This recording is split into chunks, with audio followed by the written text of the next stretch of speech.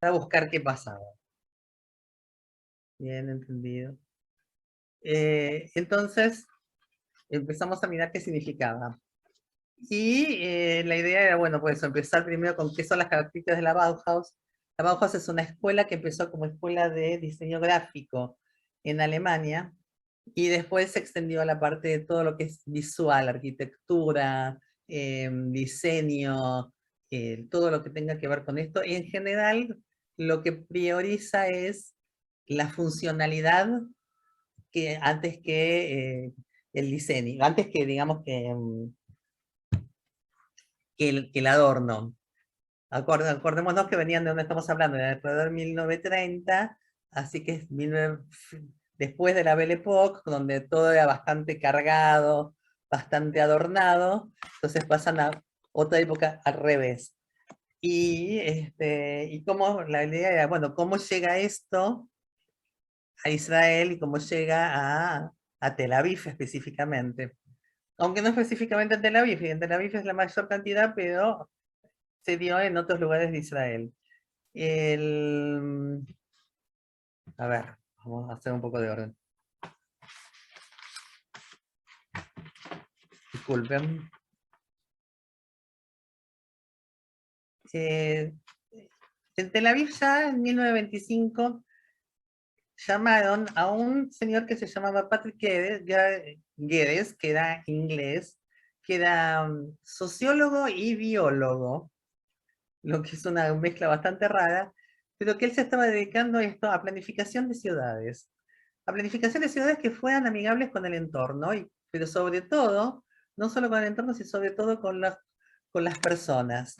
Por eso es lo que mencionaba lo que llamaban ciudad jardín, donde priorizaba que hubiera espacios amplios, verdes, donde la gente se pudiera mover, por un lado, reunir cómodamente y que disfrutara también de la naturaleza. Que no fueran ciudades tan hostiles, digamos, no fueran ciudades hostiles al ser humano. Él hizo lo que se llamó el plan Guedes, que fue después la base para lo que siguió siendo Tel Aviv como una ciudad planificada. El, pero algunas cosas salieron de esto. Pero cuando uno ve la fecha, también digo, acá también actúan los prejuicios, ¿no?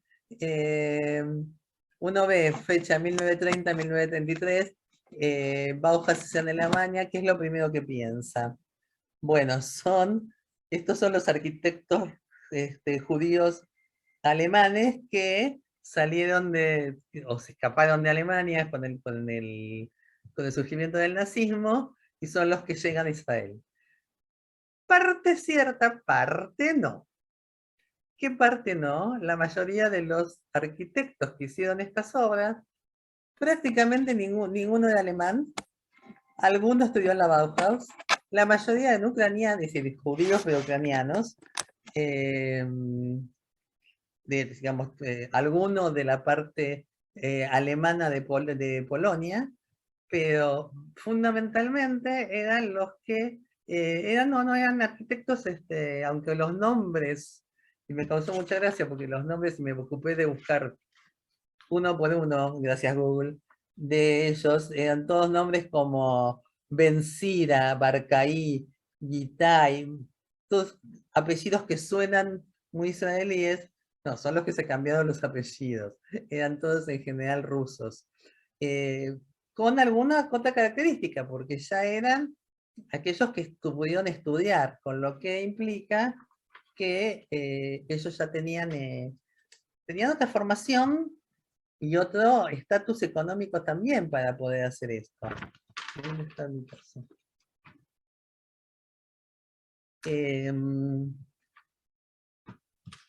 Entonces, pero eran casi, me causó mucha gracia porque eran casi todos o rusos o polacos, es decir, lo que ya conocíamos como la realidad típica hasta ese momento en Israel.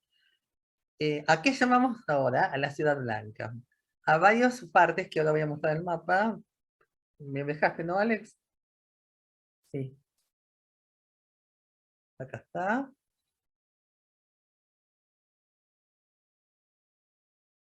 A ver si.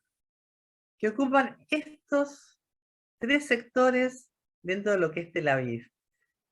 Alrededor de Kikar Bialik, a lo largo de lo que se llama la avenida Rothschild, para los que estuvieran en Israel, y fundamentalmente acá, alrededor de Kikar Dizengoff, donde hoy está el Dizengoff Center, lo que era el centro del viejo Tel Aviv, toda esta parte. Como ven, es bastante más amplia de lo que es bastante amplia, y ocupa, dicen que hay alrededor de 4.000 edificios de este tipo. ¿A qué nos referimos con edificios de este tipo? Esperen que cierro este. ¿Quiero esto? No, a ver. Vamos a hacer distinto. Ahora voy a volver a compartir pantalla.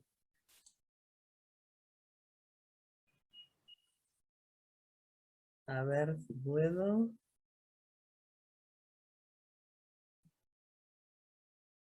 Ujú.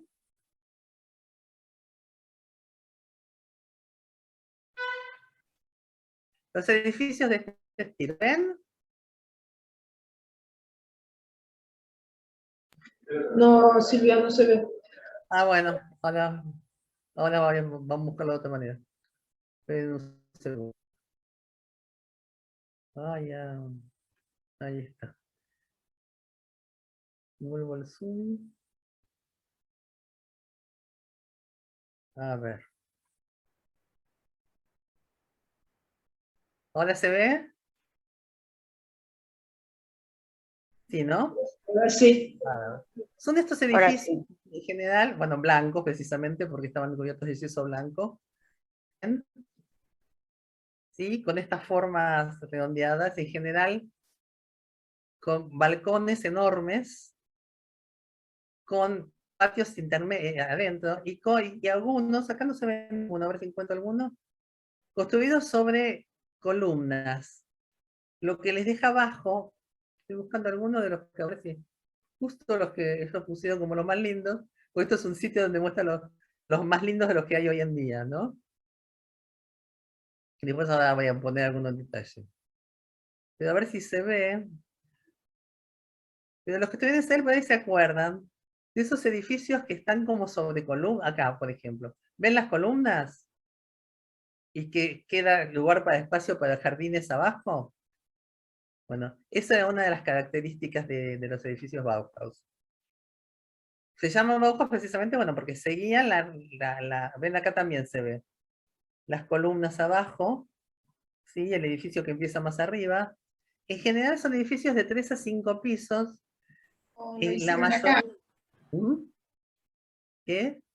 Perdón. No, no, pregunten lo que necesiten, ¿eh? En general edificios de 3 a 5 pisos de viviendas, que por ejemplo en los construidos en general, bueno, esto, con todos recubiertos de, mm, de cal blanca de afuera, con jardines en el medio, con amplias ventanas, y ven acá se llega a ver algo de la terraza, porque las terrazas estaban pensadas como lugares comunes, no como, digamos, como lugares de reunión, no simplemente como vemos en los otros edificios que había hasta ese momento, donde el techo era un tejado, y no se podía subir a la terraza. Entonces, pensando en las terrazas como lugares comunes. Debo ver qué pasó con esto. Pero se calcula que hay alrededor de 4.000 edificios de estos en Tel Aviv. Por eso es que en 2003 lograron lo que se llama, que la UNESCO los nombrara como Patrimonio de la Humanidad. Lo que me fijé es que significaba que fueran Patrimonio de la Humanidad. Una de las cosas que implica el patrimonio de la humanidad, que sea patrimonio de la humanidad, es que pueden lograr financiamiento para la preservación de los mismos. Y que compromete no solo al país, digamos, que tiene ese patrimonio, sino, sino a todos los países que forman la UNESCO, a que se comprometan a preservar estos espacios. Hay patrimonio de la humanidad, naturales, como por ejemplo las cataratas, para dar ejemplos cercanos, patrimonios culturales, materiales e inmateriales. Materiales como esto, como la Ciudad Blanca, e inmateriales como el chamamé. El chamamé está declarado como patrimonio de la humanidad, obviamente inmaterial, más allá de que se pueda escuchar y leer, pero está considerado patrimonio de la humanidad. Eh, Así que, bueno, eso primero que nada. Ahora, ¿cómo llegaron acá? Ese es el tema. Si no fueron los arquitectos alemanes, ¿quiénes fueron? Bueno, fueron arquitectos que sí tuvieron influencia de la cultura alemana, pero esto venía ya de antes. Es decir, esto de pensar en planificar la ciudad fue en Tel Aviv donde primero pasó.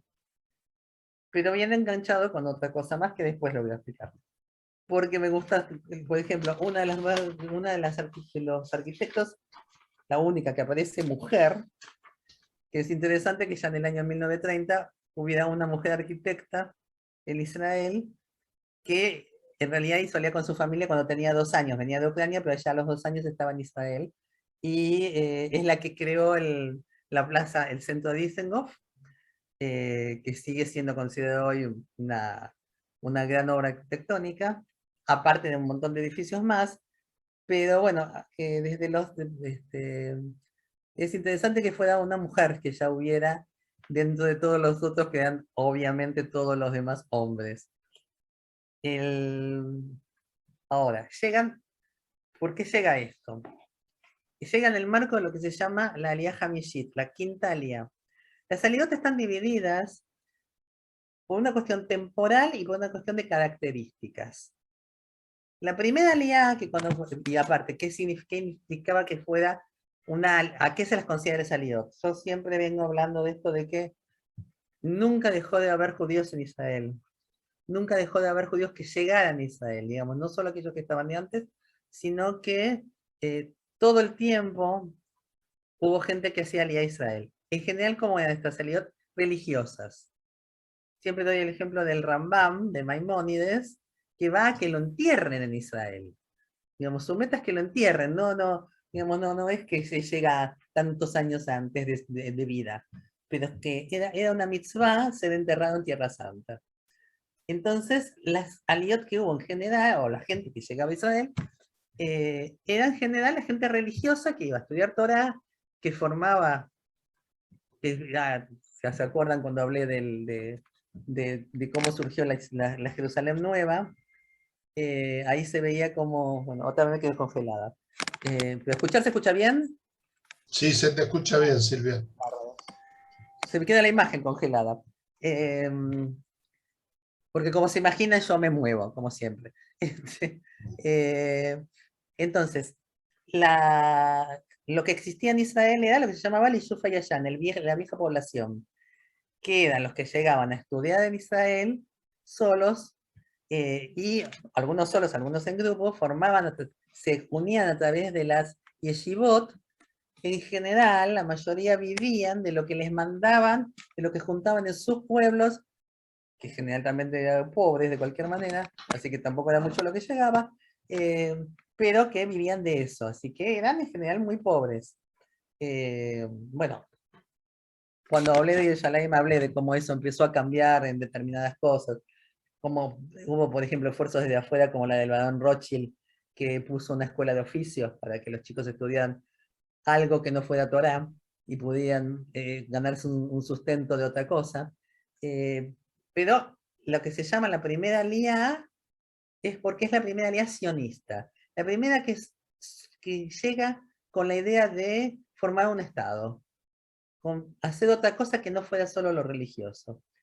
Y siempre digo, bueno, la primera aliyá creo que eran alrededor de 15 personas, de las cuales ninguno quedó en Israel, porque las condiciones eran tan terribles que no pudieron aguantar. Recién la segunda y la tercera, que son de los mismos lugares que vienen de Rusia y fundamentalmente Rusia, Polonia y los otros países del este de Europa, donde había grandes colectividades judías, pero que eran muy pobres y que también que había muchas persecuciones en Israel. en esos países. Entonces, ellos son los que primero se van. ¿Y quiénes son? En general son campesinos o los pobres de la ciudad que llegan con esas mismas armas, tampoco con grandes conocimientos.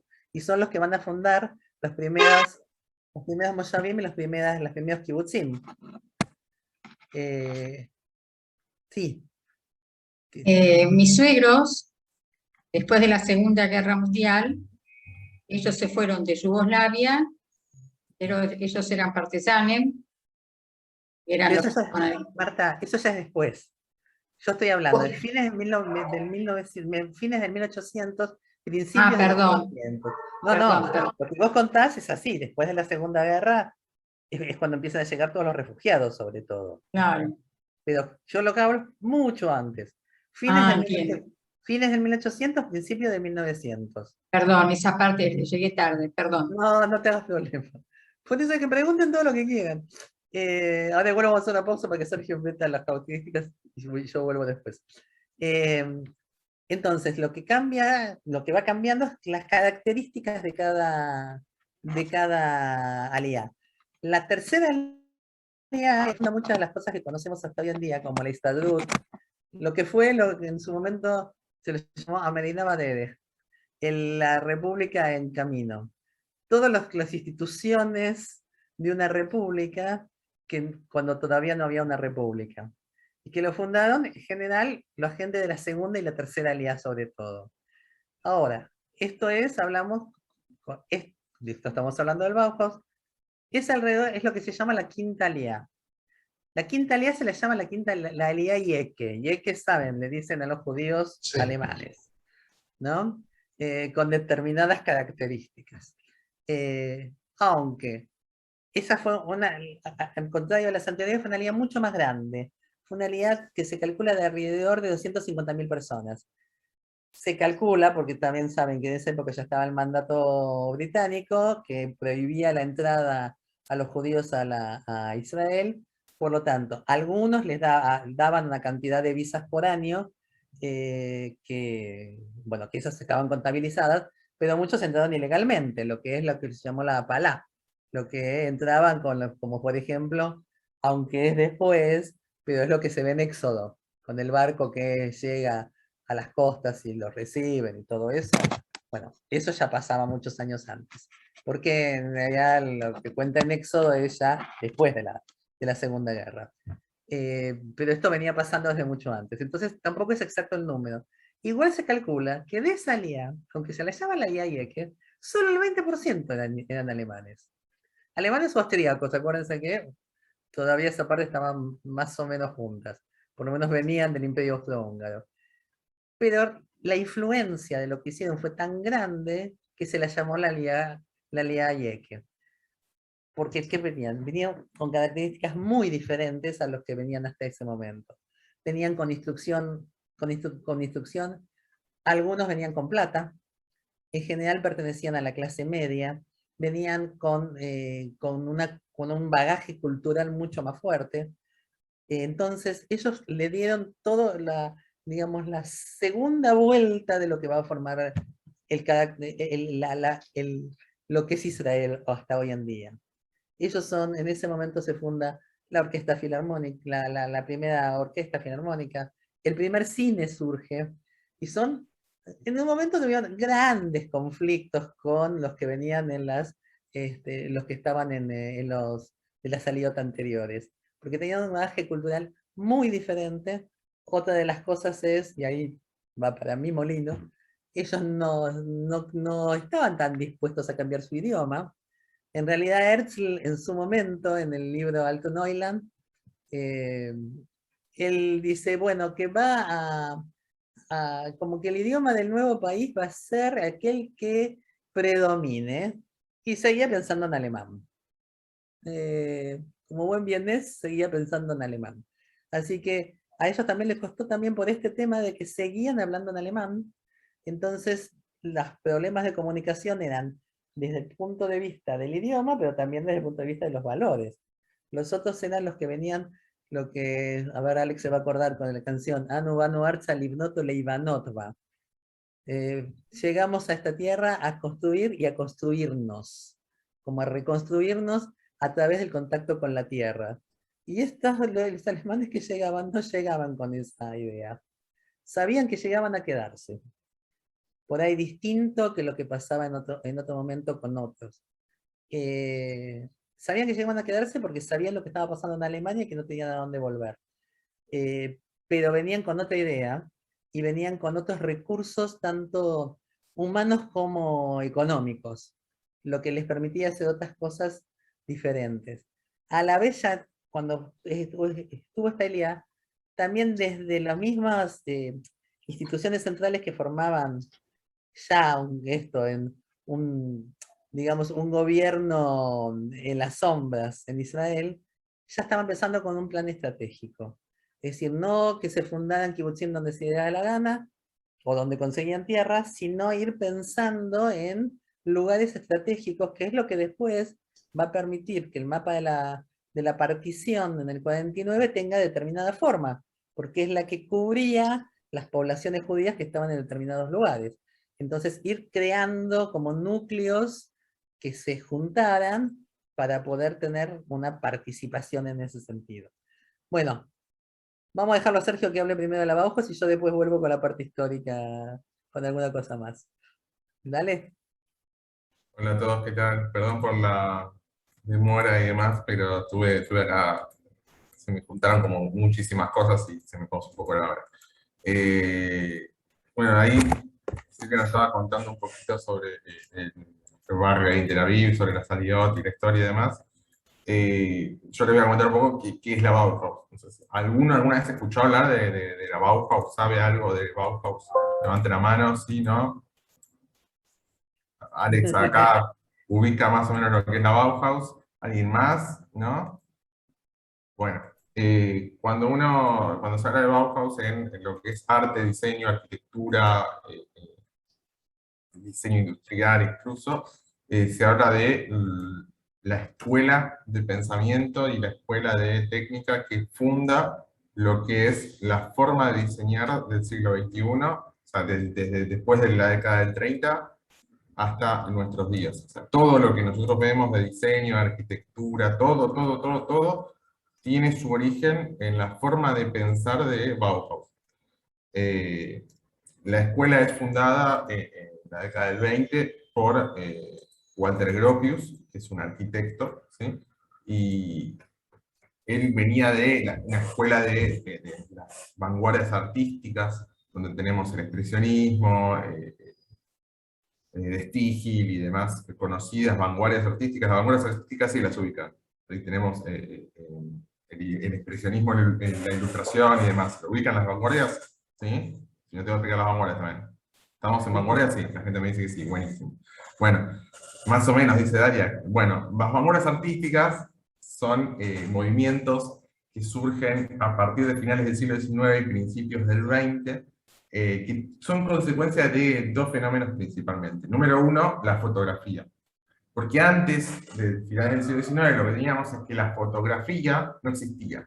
Entonces, para poder representar la realidad tal cual la veíamos, tenía que venir alguna persona con su pintura, con el óleo, con la acuarela, no sé, y representar la realidad tal cual. Entonces tenemos las famosas pinturas que parecen reales, como técnicas como el más conocido quizás es de la Capilla Sixtina, que la técnica que usaban ahí, un realismo que hoy en día muy pocas personas lo pueden realizar, porque es una técnica muy compleja. Entonces, hasta finales del siglo XIX, que es cuando surge la fotografía, no había una forma de capturar la imagen de la realidad, ¿sí? Salvo de esa manera. Cuando aparece la fotografía, ya no hay necesidad de contratar a un retratista para que me haga una pintura de mí y de mis hijos. Entonces, ahí contrató al fotógrafo. Entonces, hay una crisis adentro del arte que deviene en que la máxima expresión artística ya no es más la representación realista, ¿sí? Y ahí surgen personajes como, por ejemplo, Picasso, que muchas personas dicen, yo puedo hacer lo mismo que hacía Picasso. Lo que pasa es que Picasso pintaba perfectamente el realismo. las primeras pinturas de Picasso son realismo, porque él empezó a aprender en la Escuela de Artes de París, donde se seguía con las técnicas de antes, y donde hacer otra cosa estaba equivocado. El cubismo del cual Picasso participa es una expresión artística que nunca antes en la historia de la humanidad se había llevado a cabo. Entonces, tenía esa cuestión, que vos decís, yo puedo hacer lo que hacía Picasso, sí, pero nunca nadie antes lo había hecho. Pero lo puedes hacer ahora porque Picasso ya lo hizo. Entonces uno puede observar expresiones artísticas de distintas culturas a lo largo de toda la historia, y quizás las representaciones son simplistas, pero no a propósito, sino consecuencia de la técnica. Siempre están tratando de capturar la realidad. Con la aparición de la fotografía y los medios de reproducción industriales de la imagen, no es necesario capturar la realidad de forma artística. Entonces ahí aparece la cuestión de, bueno, ¿y qué expresamos ahora con el arte? Bueno, con el arte ahora expresamos lo que tenemos adentro, lo que se nos canta, y aparecen las distintas vanguardias artísticas. Nombramos a Picasso, y Picasso lo que hacía era tomar la realidad y deformarla para expresar el sentimiento detrás de esa realidad. Entonces, cuando nosotros vemos la Gioconda, creo que vamos a... Así llego a Bauhaus más rápido, porque si no, con las vanguardias me puedo entusiasmar mucho. Cuando vemos la Gioconda, perdón, no, Guernica, no, me mezclé los autores. Cuando vemos Guernica de Picasso, Que dicho sea de paso, hay una reproducción donada por Picasso en la Universidad de Haifa. Israel está en todos lados. Cuando vemos acá, esta pintura, quizás alguno la conozca, quizás no, pero es muy conocida de Picasso.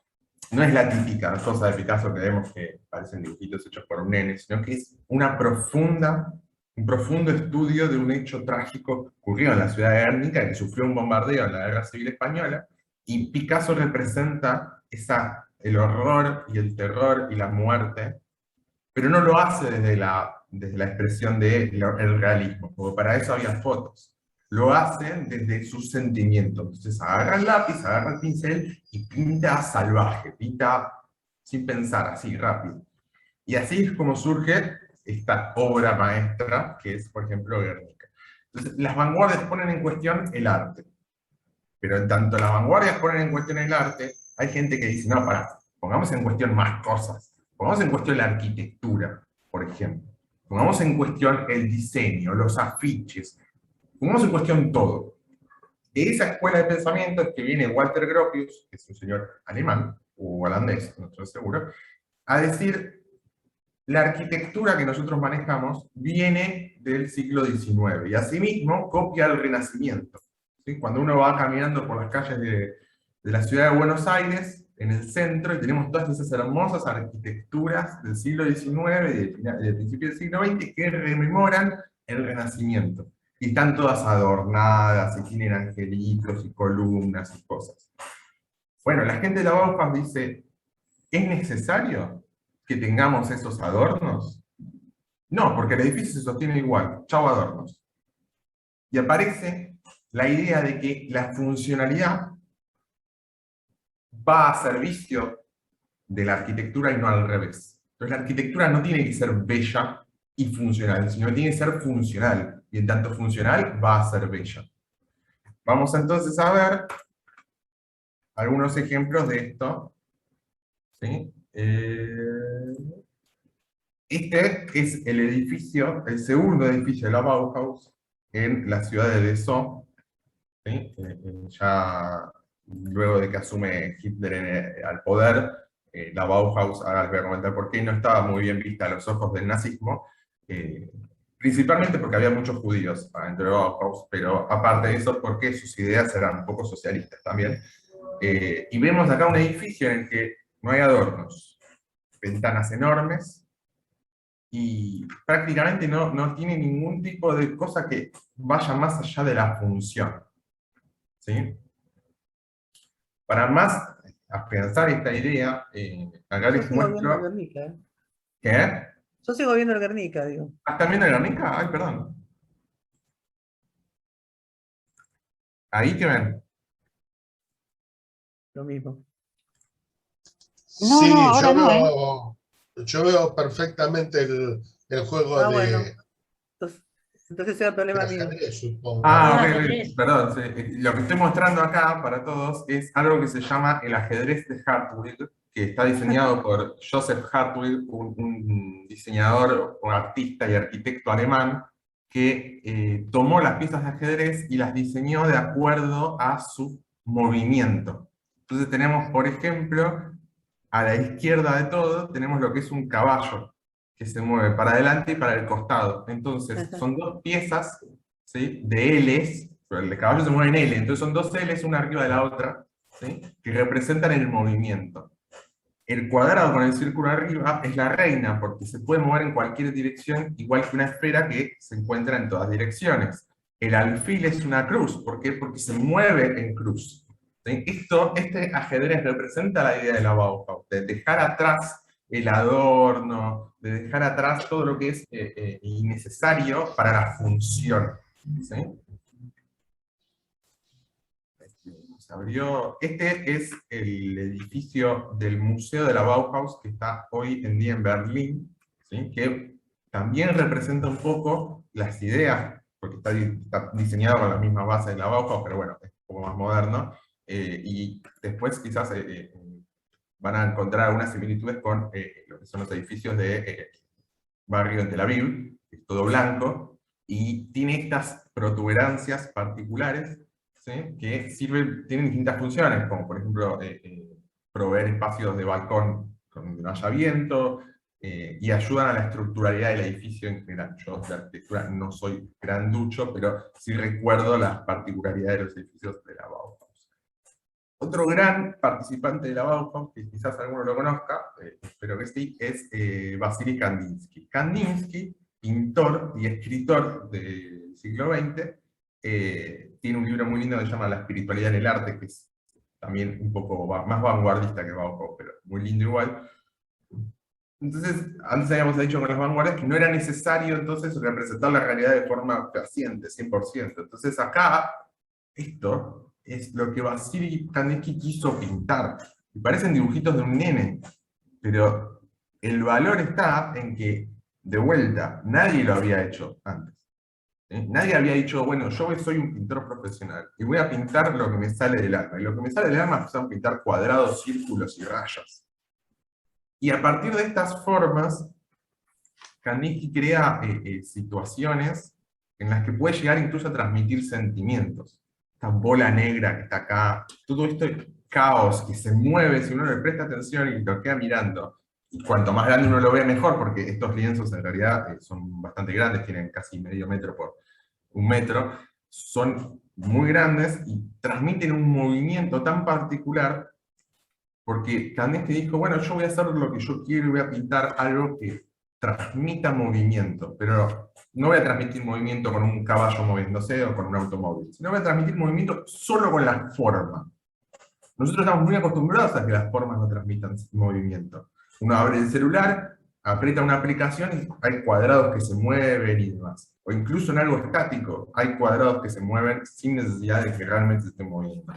Pero antes de Kandinsky o de Picasso incluso, nadie lo había hecho. Entonces, acá tenemos formas solamente dedicadas a una función. Entonces, yo quiero mostrar movimiento. Entonces, no voy a mostrar un caballo moviéndose, un avión. No, te muestro formas moviéndose, la forma más minimalista posible de mostrarte movimiento. Y esperen que ahora voy a ir. ¿Alguien sabe de quién es esta pintura? No lo veo. Paul Klee. Yo miro. Muy bien, Alex. No es de Paul Klee, está cerca igual, porque es la misma idea. La pintura es de Mondrian. Yo no consigo verlo. ¿Sí? Mondrian, conocidísimo pintor, que se tomó el atrevimiento de decir, yo voy a pintar cuadrados de colores. Y te lo voy a vender a cientos de dólares, que en ese momento era una moneda. Todavía se venden los cuadros de Mondrian, que salen una fortuna. Y el estilo de diseño, ustedes no se van a dar cuenta, acá no encontré una buena imagen para mostrarlo, pero la verdad es que la proporción de estos cuadrados es sencillamente bella. todos los cuadrados están proporcionados entre sí, los rectángulos están proporcionados entre sí. Hay muchísimas formas acá adentro que uno al simple ojo no lo ve, pero uno mira esto y es algo estable, algo firme, algo sencillo. Si uno se pone a dibujar cuadrados, necesita un estudio bastante más profundo de la forma para realmente lograr que se vea como se ve este Mondrian. Mondrian no participó de la Bauhaus, pero lo muestro porque tenían las mismas ideas, ¿sí? Lo mínimo necesario para cumplir una función. También mucho en contra de la escuela más clásica del arte o del diseño, de la arquitectura, que buscaba embellecerlo todo con formas y que haya una diosa que acá y un angelito por allá y todo esto. Chao, nada. ¿Sí? Bueno, esto es un afiche promocionando Bauhaus en una muestra de Bauhaus en la ciudad de Weimar. Ahí dice el año 1923. La muestra tenía más que nada cuestiones de arquitectura y diseño industrial. La Bauhaus no se mete de lleno en el arte, que es un poco más en el diseño. Su campo principal es la arquitectura y el diseño industrial, donde hay, yo les juro que todas las sillas, ¿sí?, que se usan hoy en día, en un 80% están basadas en diseños de la Bauhaus. La Bauhaus inventó la reposera. ¿Sí? Ya existía antes la reposera, pero eran las reposeras de madera, eran un poco plegables. La Bauhaus inventa la idea de que la reposera no necesitaba adorno, no necesitaba nada, tenía que ayudarte a descansar el cuerpo. No encontré tampoco la reposera que les quería mostrar. Y ahora vamos a lo último, y les termino de contar un poquito la historia de la Bauhaus y de cómo termina, que es en la letra, la tipografía. La mayoría de las personas no le da mucha bolilla a las letras que tienen en su vida enfrente, pero antes del siglo XIX no existían tipografías sin serif. Me preguntan, Sergio, ¿qué es un serif? Bueno, un serif es esto, ¿ven? Acá que yo estoy mostrando este texto, que la letra chiquita tiene esas terminaciones, entonces acá abajo en la M termina como un remate, ¿sí?, como algo que está aplastadito, como si fuera una columna. Eso se llama serif, ¿sí? Los serif están basados en las columnas griegas y romanas, que imagínense de cuándo vienen los serif, y ayudan a la lectura. La realidad es que el ojo humano ve mejor la lectura de textos raros cuando tiene un serif.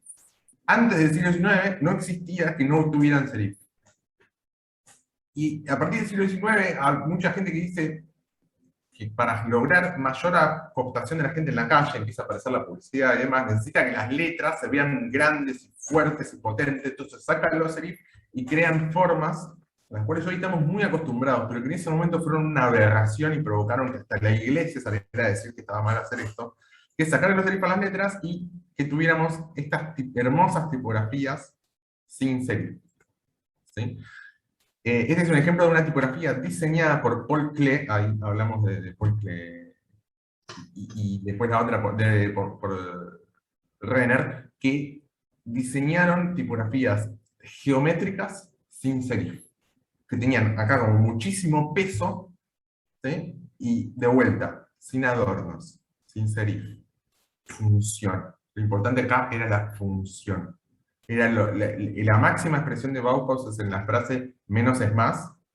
¿Por qué? Porque no es necesario adornar las cosas, no es necesario adornar la realidad. Yo necesito que el edificio se quede parado, no necesito que sea lindo.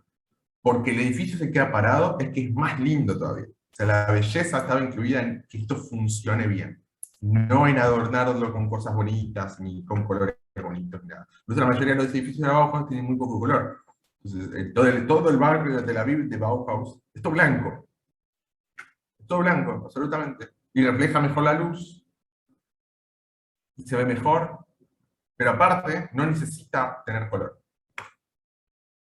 Acá hay el ejemplo de una tipografía que se llama Futura, que sigue siendo una de las mejores tipografías jamás diseñadas.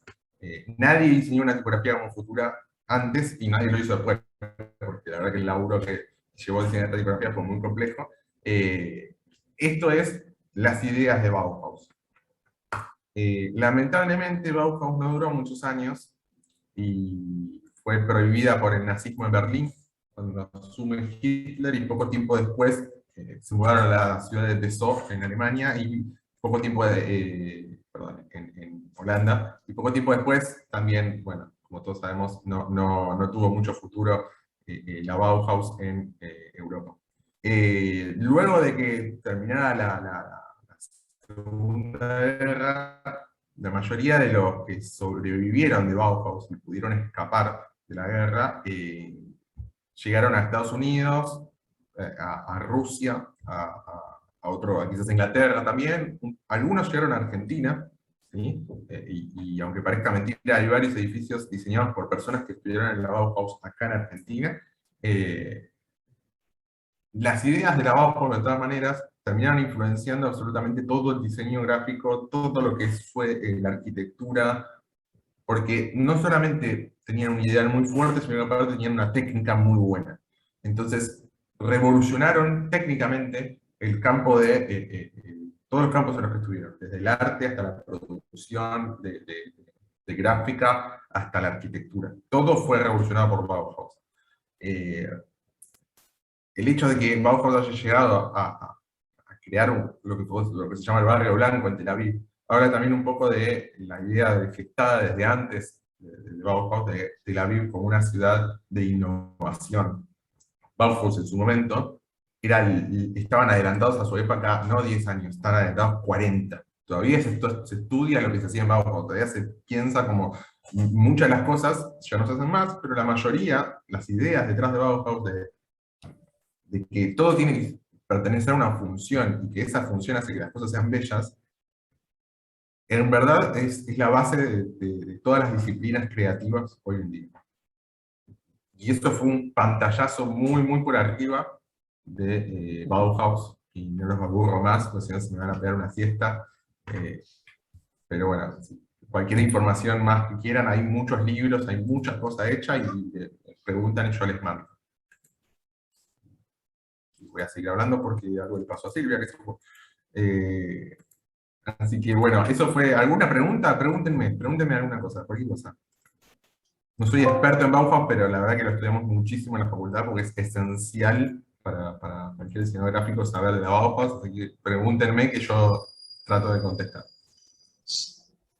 Si mal no recuerdo, en La Plata hay bastantes construcciones Sí. de Bauhaus, alguna a Le Corbusier, que también tiene que ver con lo funcional, si bien es otra cosa. Pero Le Corbusier estudió en la Bauhaus. Ah, bueno, eso no lo sabía. Por eso. Y en Capital Federal, si mal no recuerdo, en uno de los lugares más caros que hay, que es Barrio Parque, hay un par de construcciones directamente diseñadas por él, si no me falla la memoria, no soy un experto en arquitectura ni mucho menos, pero Sí. esas construcciones funcionales con los jardines adentro y las frescuras son geniales. En verdad todo lo que es... acá hubo muchas cosas influenciadas por Bauhaus, directamente poco.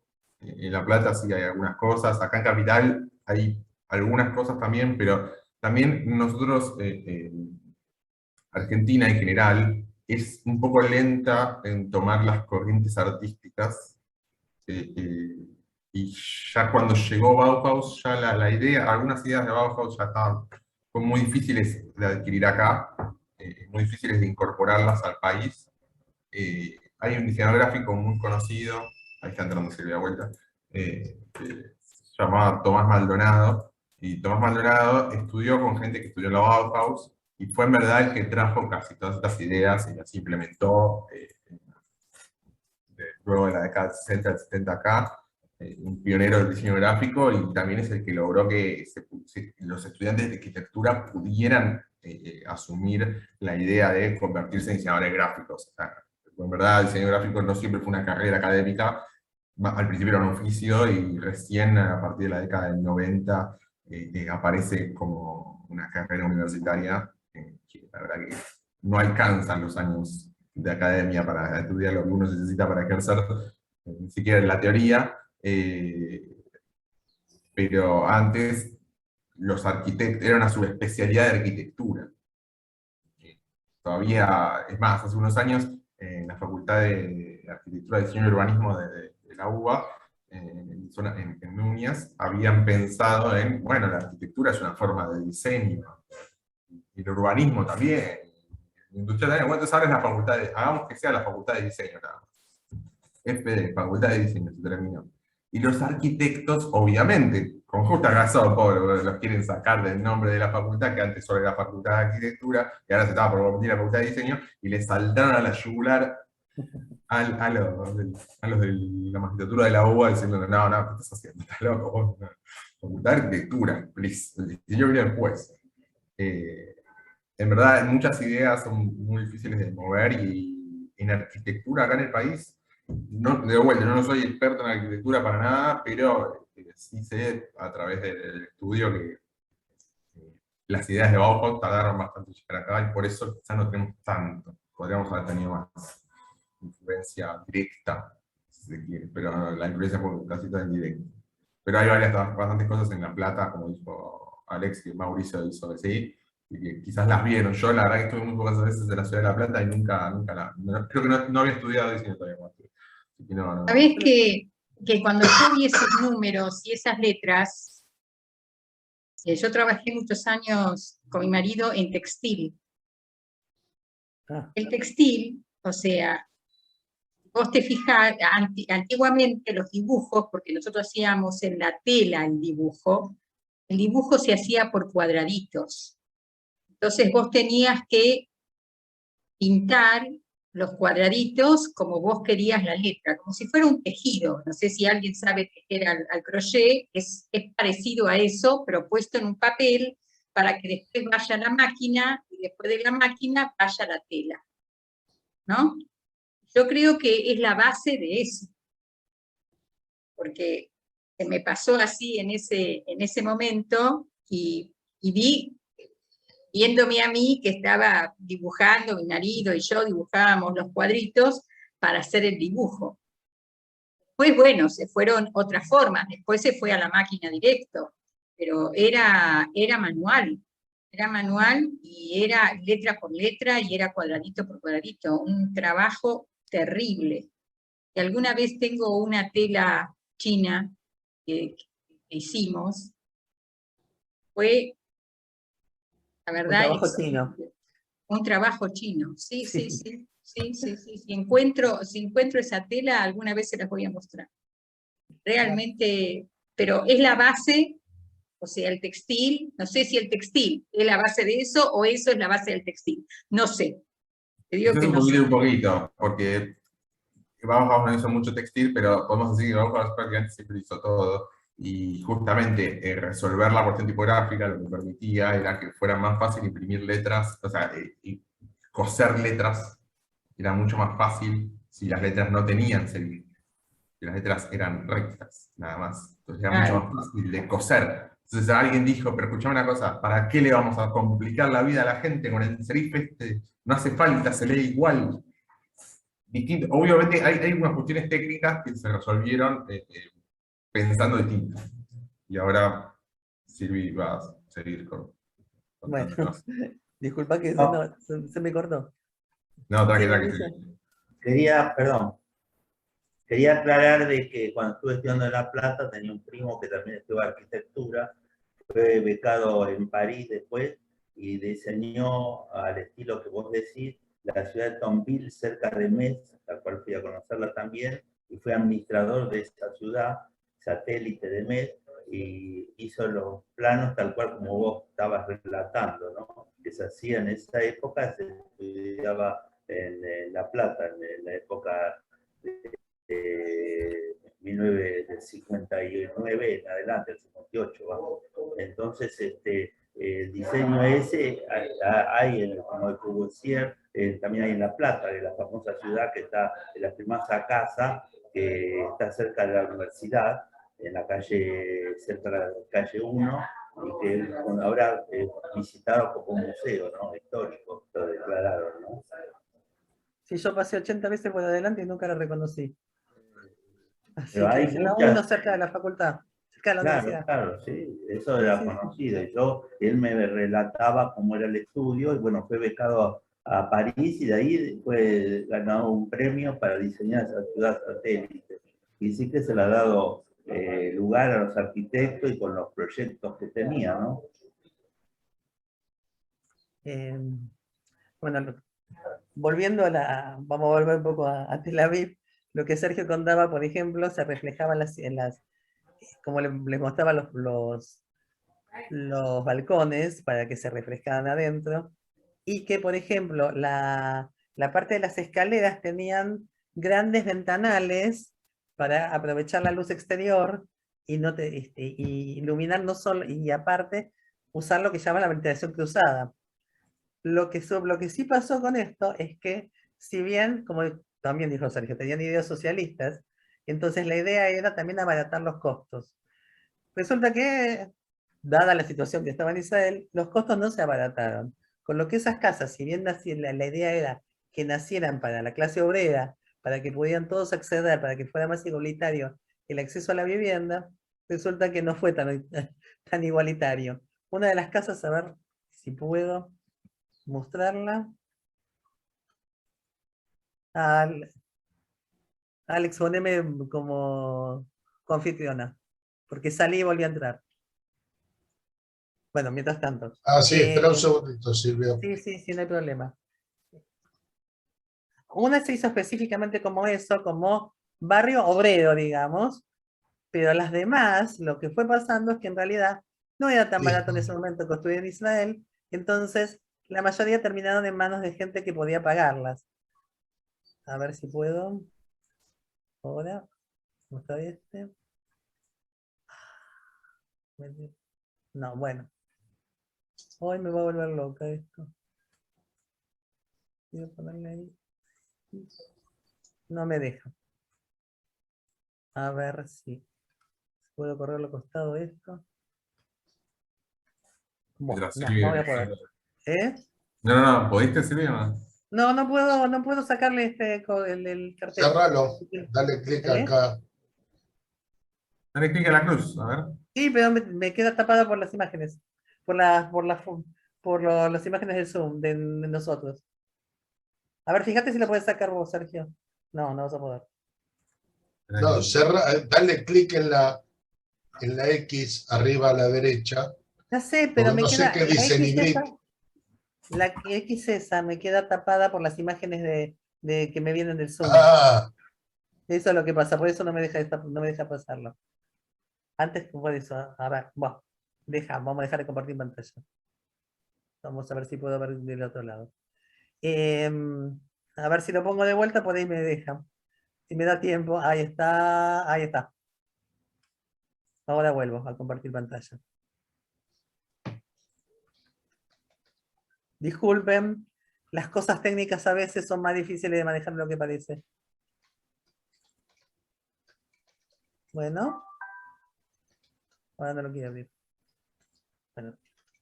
Estas casas, ahora voy a la primera. Estas están consideradas dentro de lo que hay por ejemplo, hoy en día es un instituto público, es una institución. Algunas no quedaron como casas. Pero me estaba buscando la primera, a ver si la puedo buscar. Esta no. Bueno, esto hoy en día, bueno, sin caso. Bueno, no puedo encontrar lo que quería buscar.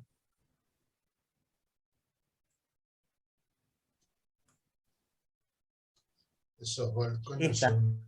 Esta, que es un edificio de 3 pisos, fue el hogar de un médico alemán y de su esposa, que también tenían, ahí mismo, tenían también la clínica. Es decir, que no fue una casa para todos, sino que fue una familia que podía pagarlo, porque obviamente era un costo mucho más alto. Hoy en día, ahí abajo ven que se ve que es un restaurante, y arriba... Bueno, aparte el médico atendió, por ejemplo, a Rachel. ¿Vieron cuando cantamos Jofim? Jofim, Emlifa. Bueno, cantamos Si canto yo, van a salir todos corriendo. Pero atendió, por ejemplo, a pacientes que en su momento eran famosos. Y hoy en día, sí, sirve también para oficinas. Pero en su momento ya no lo podía, ya los demás ya no lo podían pagar. Acá lo que se ve es ven el jardín interior y los grandes balcones, ¿sí? Estos son edificios bien representativos. Pero, ¿qué pasó? Esto, que no todo el mundo podía acceder. Entonces quedaron como parte de lo que ahí se fue formando lo que fue la clase media en Israel, especialmente en Tel Aviv. Porque la fuerte crecimiento de la clase media fue en Tel Aviv. Después fue pasando a otros lugares. En el marco de, como decía, de la quinta alianza, de estos que venían con otro pensamiento de lo que tenía que ser Israel, que no solo era lo agrícola y colectivo, sino, si bien con un tono todavía socialista en muchos sentidos, pero no de la misma manera, como que había otras cosas para hacer. Ahora, ¿qué pasó con la ciudad? Primero, algunas construcciones no estaban tan bien construidas como deberían haber sido, porque todavía no estaban ni los conocimientos ni las técnicas suficientes como para hacerlo. Segundo, muy lindo todo lo blanco, pero eso se deterioró rápidamente, lo que hizo que los edificios se descascaren. Porque, bueno, aquel que estuvo en Israel en verano sabe cómo pega el solcito en verano en Israel. Entonces, ese blanco se deterioró terriblemente. Es más, dice que para los que estuvieron en Yerushalayim, ¿saben dónde es Rehavia? Que debe ser el barrio más aristocrático de Jerusalén, donde está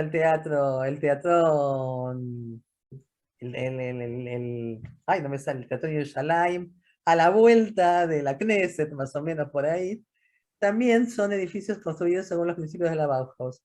La diferencia es que los recubrieron de piedra, porque en Yerushalayim es obligación recubrirlo en piedra, y entonces se conservaron mucho más.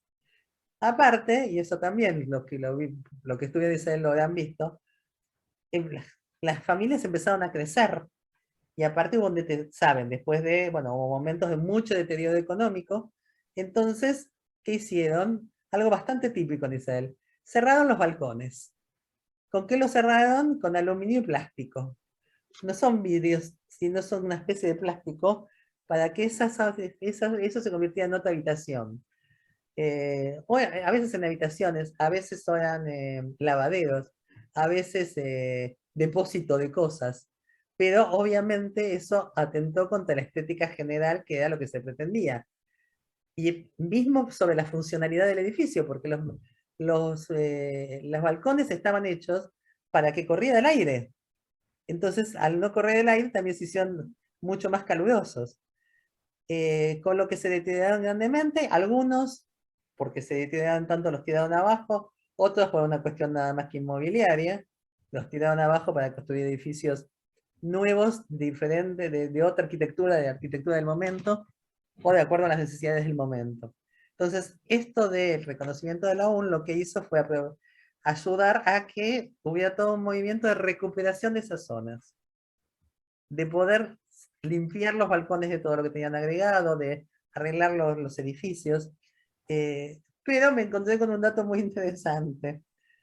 Dice que si bien la municipalidad quiso hacerlo, también tenía que contar con el auspicio y con la ayuda de los dueños. No sé si se acuerdan, pero acá en la Avenida de Mayo pasó una cosa parecida.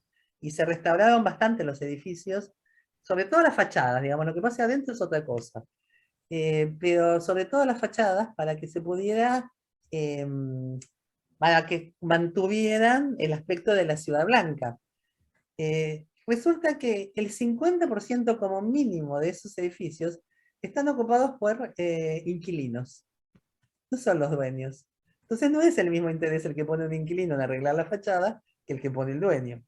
Entonces se encontraron con algunas cosas como estas, y también, bueno, de cualquier manera hubo bastantes iniciativas privadas que tendieron a tratar de mejorar esto. Quiero ver si encuentro, a ver un segundo. No. A ver. No. Bueno, hoy la tecnología me está jugando una mala pasada. A ver si encuentro. No, acá están los edificios. Aquellos que no. Porque había ejemplos de cómo esto mismo que veíamos afuera, en los edificios en los que sí se conservó adentro. Es decir, la simpleza de líneas, la funcionalidad, el poco adorno, el que en los ambientes despejados, se conservó adentro de los edificios, no solo afuera. Pero lo que me parecía interesante sobre todo es cómo esta mezcla de... a ver, siempre teníamos la idea de que... Siempre la idea de los pioneros en Israel era la de los que fundaron los kibutzim, los de que fueron a trabajar la tierra, los de que fueron a reconectarse con aquello que no los dejaban tener en su momento en Rusia y en Polonia, por ejemplo. En realidad se combina con otras cosas, con otros pioneros, porque tampoco les fue fácil a estos alemanes que por lo menos con algo de plata llegaron, engancharse en un mundo que era tan diferente a lo que ellos tenían, en clima, en comida, en cultura, y que aparte no había nada, nada, estaban realmente creando de la nada. Entonces, digamos, la conjunción de todo esto es lo que formó el Israel que conocemos hoy en día. Yo siempre digo, bueno, todo lo que está creado en Israel está creado antes del 48. Es el único país que tiene una universidad, una orquesta sinfónica, una bandera, un himno, todo antes de declarar la independencia. Pero para muchas de esas cosas que nosotros conocemos hoy en día, no casualidad tampoco el Instituto Weizmann, que está cerca de Tel Aviv, no está en Tel Aviv sino al sur, un poco más al sur, en Rehovot, todo esto se creó también al mismo tiempo. Aunque el Instituto Weizmann no fue creado por alemanes, fue creado por precisamente Weizmann, que no sé si saben, pero fue el que pudo sintetizar la acetona de forma artificial, cuando todavía estaba en Inglaterra. Y durante la Primera Guerra Mundial, no me pregunten para qué sirvan, para los explosivos, para algo por el estilo, fue vital para Inglaterra tener la acetona. Eso es lo que le permitió a Weizmann después influenciar fue el que pidió, el que pudo, digamos, estuvo cerca de determinados estratos para la famosa declaración Balfour, la que decía que Inglaterra tenía interés, veía con buenos ojos el establecimiento de un hogar decía, no decía Estado, un hogar judío en la tierra de Palestina. Entonces, uno de los que más influyó para que eso se consiguiera fue precisamente Weizmann. El instituto se creó primero con el nombre de otra familia, con otro nombre, porque lo donó una familia inglesa cuyo hijo había muerto en un accidente. ¿La historia te resulta conocida, Dalia? ¿Cuál, qué nombre, perdón? No importa el nombre, pero alguien que funda un instituto en memoria de su hijo que falleció en un accidente. Bueno, no sé si saben los demás. El seminario rabínico se fundó así. El edificio, lo que conocemos como el edificio del seminario rabínico en Belgrano, lo donó una familia que siguió sosteniendo el seminario durante muchos años, cuyo hijo el hijo y la novia se mataron en un accidente yendo a Mar del Plata. Entonces, en ese momento, Marshall Mayer les hizo muchísima compañía. Cuando terminó el año de Shive, digamos, no de Shive no, pero de duelo, le preguntó, ahora no recuerdo el nombre, pero después me voy a acordar. Está la placa frente, ¿sabes dónde, Dalia? Para los que estuvieron en el seminario, en la planta baja, frente a los ascensores, hay una placa en el piso, grande, ahí dice en memoria de quién está hecho. Sí, miren. No la recuerdo, ¿eh? No. No, la pasás siempre de largo. Mira. La pasás, no, está en la pared. Después, antes estaba el coso, después le pusieron la pared. En la pared de adelante, digamos, enfrente al buffet, la pared de ladrillos enfrente del buffet, en la planta baja. Sí. Ahí está el nombre. Ahí sí. Pero Sí. Bueno, cuando terminó Marshall May, él le preguntó a Marshall qué necesitaba, y le dijo, el edificio. Bueno, compró el terreno, el edificio, todo. Bueno, acá pasó lo mismo, construyeron todo el edificio, todo lo que implicaba formar un laboratorio, porque había que hacer un laboratorio, todo lo que implicó eso, lo donó una familia. Después que murió Weizmann, le cambiaron el nombre a Instituto Weizmann, en honor a Weizmann. Pero parte de los que trabajaron en el instituto eran todos también estos alemanes que escaparon del nazismo. Entonces la idea también era ver cómo esto se conjugaba, ¿no? Cómo llegaron determinadas cosas a formar lo que hoy conocemos como Israel, que muchos de esos ideales sionistas se cambiaron, digamos, se fueron mutando en determinadas cosas a partir de lo que fue llegando y lo que se fue formando. Y bueno, entonces me parecía interesante también que Sergio nos explicaba un poco por qué le decían qué era eso de la Bauhaus, que yo sabía que tenía mucha influencia en el diseño, pero Sergio lo podía explicar 10 veces mejor que yo, más bien. Este, entonces, y cómo eso, bueno, lo podemos ver todavía reflejado hoy en día en Israel. Bueno, ¿alguna pregunta más? Algo que me quedó. ¿Vieron que dije que la primera fue una arquitecta? Fue la primera arquitecta en Tel Aviv. Su padre había sido el primer farmacéutico de Tel Aviv. Fundó la primera farmacia en Tel Aviv. Así que ya venía una familia que parecía que venían haciendo cosas. Así que bueno. Bueno, espero que les haya resultado interesante. Si quieren preguntar algo. ¿No? ¿O no se me escucha? Sí, sí, te escuchamos. Sí. Ah, bueno. O sea, Mira, si nadie Sí, tiene se alguna pregunta, yo agrego una sola cosita, que es que Dale. varios de los ideales de la Bauhaus incluían esta cuestión de la función, quitar los adornos para que los elementos de uso cotidianos, o los edificios, o las obras de arte sean accesibles a todas las personas. Había una idea de universalizar los recursos, que las casas buenas, donde uno estaba fresco adentro, donde se protegía del sol, donde eran funcionales al lugar, donde no se caían y demás, fueran accesibles para todos. Lo que pasaba es que el sistema de producción no estaba adaptado a eso. Entonces la construcción de las cosas de Bauhaus, que tenían que ser baratas, resultaban ser carísimas. Siempre pasó lo mismo desde su inicio.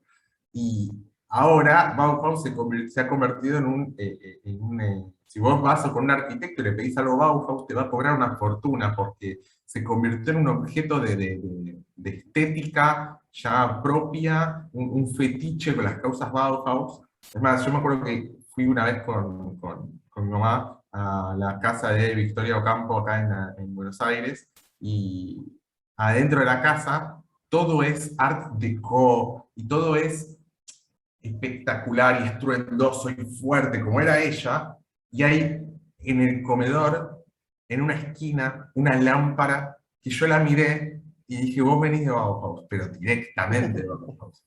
Y le pregunté a la guía, era una lámpara de Bauhaus, era el único elemento de todo el comedor que llamaba la atención. ¿Por qué? Porque era un palo derecho, ¿sí?, de aluminio. El material favorito de los diseñadores industriales de la Bauhaus era el aluminio, todos tenían que hacer de aluminio, plateado, y un conito arriba. Era tan sencillo que parecía como que hubieran escupido el lugar, que estaba todo lleno de cosas adornadas, y este elemento ahí.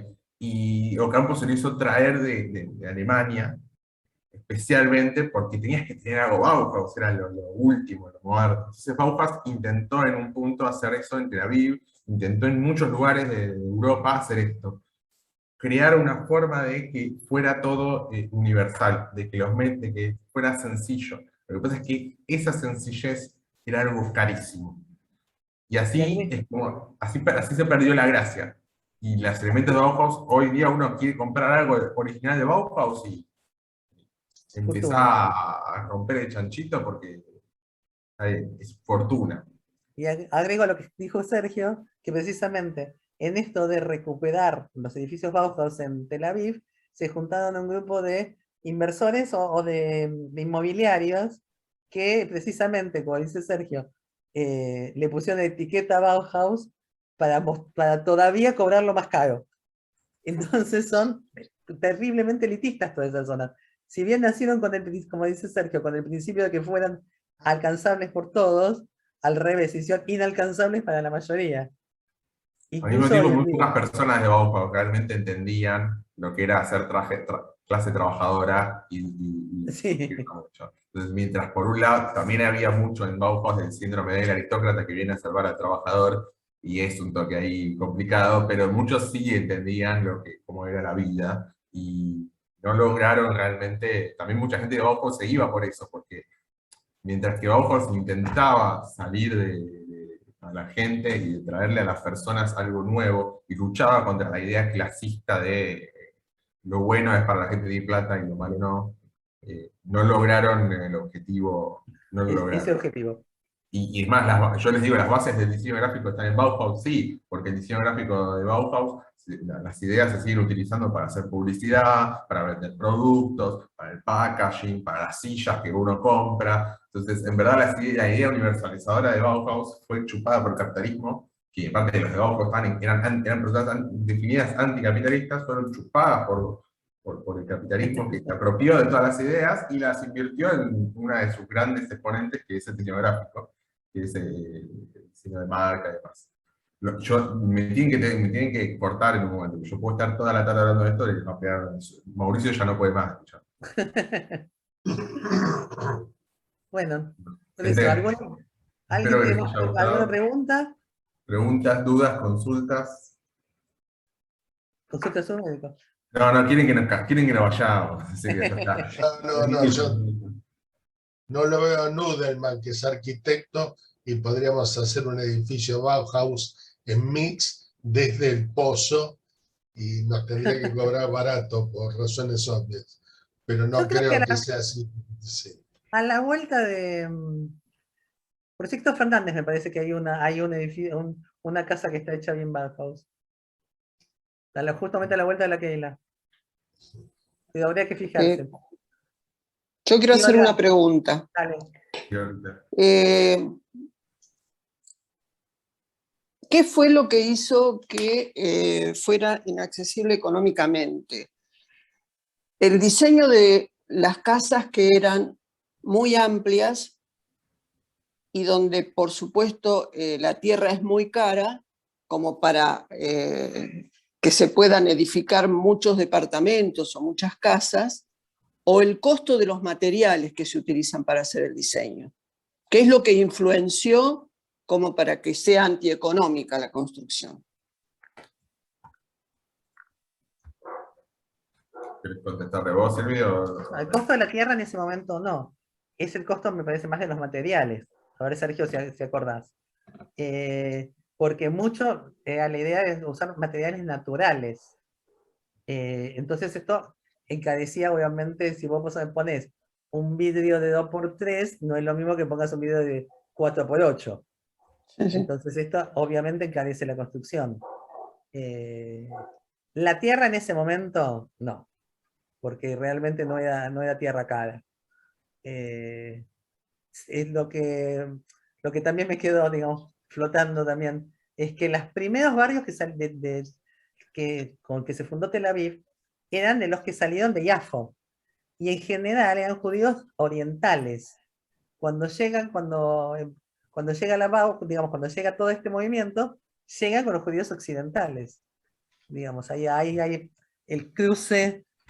Tel Aviv hoy en día es una ciudad mucho más occidental que oriental, obviamente, y comparándola con Jerusalén, claramente se ve la diferencia.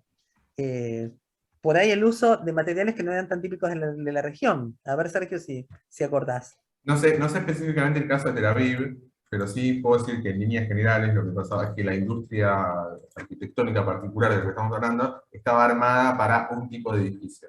Entonces los materiales, todo lo que era el material de construcción, estaba pensado para una forma de construir. Y Bauhaus, como dice Silvia, de golpe te armaba un ventanal, que ahora estamos acostumbrados a ver los rascacielos gigantescos que son toda ventana, pero en ese momento no había tanta ventana. Y la idea era hacer un ventanal que tuviera 3 metros por 90. Y era muy difícil pensar que ibas a poder conseguir todos los materiales necesarios para que ese ventanal pudiera ser, y aparte iba a ser barato.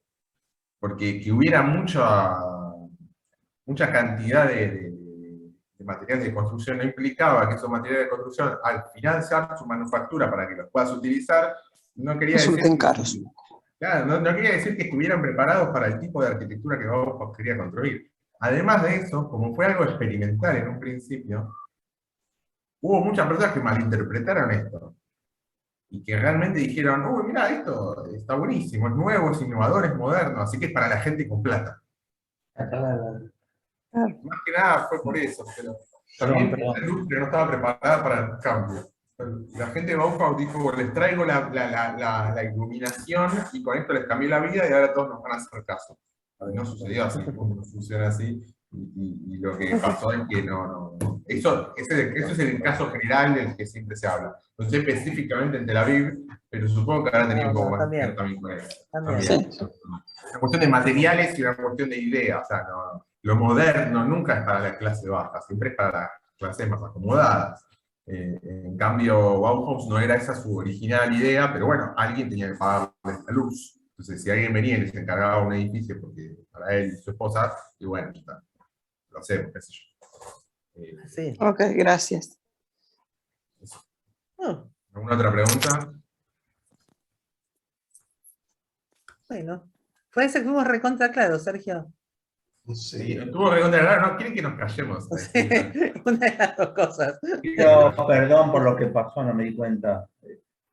Con respecto a los edificios, como vos decís, Sergio, aún mismo acá en Buenos Aires y de Gran Buenos Aires, donde se hicieron las grandes edificaciones de la época, también han traído materiales de Francia, de Italia, de otros países, cuando ahora no se trae eso.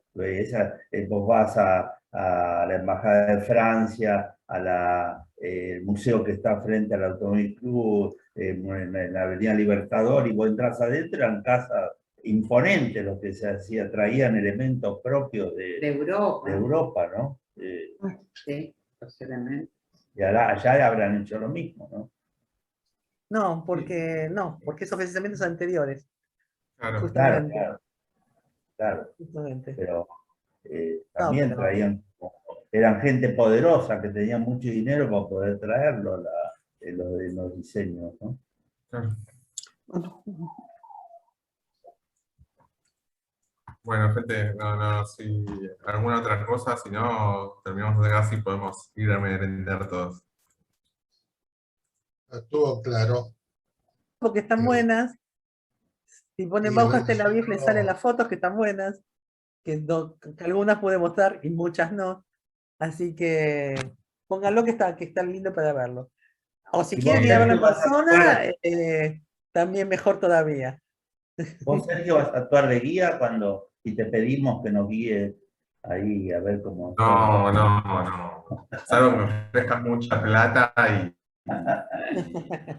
te traigo una persona, te consigo un buen guía. Yo, como guía turístico, no creo que sirva No, mucho. guía de No estoy- edificio. O sea, yo te puedo guiar muy bien con respecto a las cuestiones tipográficas y de afiches y demás de Bauhaus. Ya ahí te puedo estar horas sin parar. En lo arquitectónico, más hasta ahí en lo visual un poquito. Yo siempre tengo mucho cuidado de decir que yo de arquitectura no sé. Tengo un amigo mío que estudia arquitectura y la tiene muy clara, te comunico con él y a ver, no sé. Pero yo no. En cuanto a y es verdad que uno ve algo, uno se acostumbra a ver algo Bauhaus, como te digo, que fui a la casa de Victorio Campo, vi una lámpara y dije, esa lámpara es Bauhaus. Y se entiende, pero uno se acostumbra a verlo y dice, no, esto es de acá, esto es así. Y Bueno. nada, es muy lindo. Yo, la verdad que estuve en Tel Aviv 2 veces, no, bastante más veces, 4 o 5 veces en Tel Aviv en mi vida, y no, la verdad es que nunca supe que había un barrio Bauhaus en Tel Aviv hasta que no me dijo hace un par de años, y ya no voy a Israel hace casi 5 años, así que me enteré es que hace lo no pusieron- mucho tiempo que había un barrio Bauhaus y me quería morir porque podría haber ido. Es que Hay lo un pusieron en museo de valor. Bauhaus que... Es que Sergio tampoco le dio tanta bolilla antes, le dio más valor a partir de lo que pasó con la UNESCO, Y Sí. vieron que también, obviamente es un atractivo turístico. Tel Aviv sí. es una ciudad que tiene muchísimo turismo. Entonces, agregarle otro valor turístico también implica Que lo primero que voy a hacer cuando vuelva a ir a la hermosa ciudad de Tel Aviv es ir al Museo de los Ojos y ir a ver ese barrio. O sea, Claro, ahora vas a ir. y después me voy a ir, es lo único que Tel Aviv no es una ciudad que me dice, uy, yo voy a hacer esto, porque ahora ya sé que está. Voy. Bueno, después te mando de vuelta el mapa para que lo tengas y Les veas. les mandaré fotos en su momento. Eso te iba a decir. Les mandaré fotos del comí yo, el bebé y Eso, y el edificio atrás. Así y el edificio atrás. Así es. Bueno, gracias por escucharnos. Muchas gracias, es muy bueno. Gracias. Cualquier info Muchas extra que gracias. quieran, hay mucho material. Bueno, Muchas que gracias, les muy haya interesante. Gracias. No ha sido muy aburrido. bye. Gracias, Gracias. gente. Chao. Chao. Bye.